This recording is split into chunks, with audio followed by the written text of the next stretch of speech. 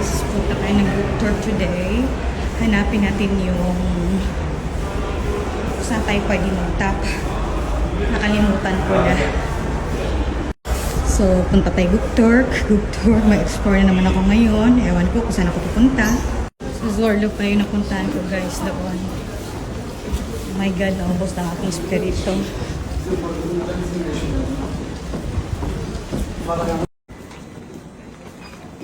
At last, nakita rin kita.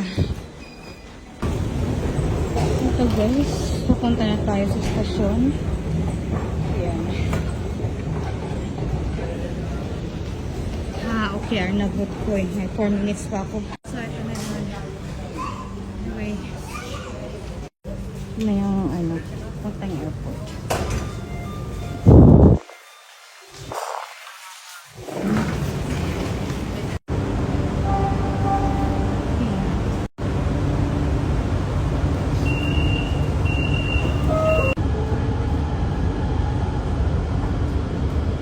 Ayan guys, sa mga hindi pa nakakaalam na may train papuntang Gukturk at airport, ayan guys, punta lang kayo sa Gayartepe Station.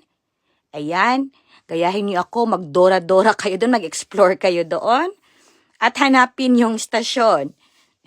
Napakaano kasi ng stasyon, no? Mahirap hanapin, pero sundan mo lang or kung hindi mo kaya, magtanong na lang din talaga. Ayan guys, madali lang at nashock ako, napakaganda pala ng Gukturk ngayon. Kasi noon hindi pa ganito. Ang mission ko naman ay pupunta sa school para lang, alam mo na yung may task tayo sa ating work. Ayan guys, sana nakatulong. At sa wakas, nakita ko na rin ang school. Ayan guys, hawak-hawak ko lang ang phone para matuntun ko ito. Sinusundan ko lang yung Google Map. Yan, ang trabaho ko today ay magtanong about sa school policies, paano mag-enroll and everything.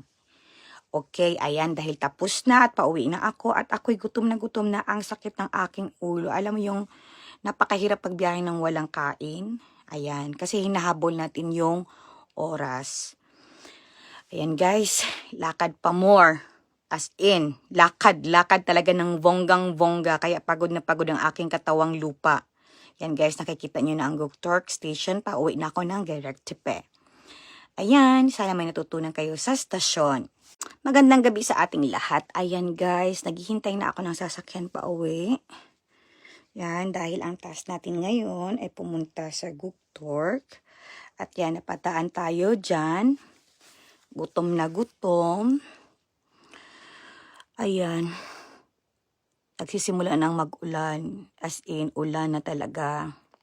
At yan, dito na, naglalakad na pa uwi sa bahay.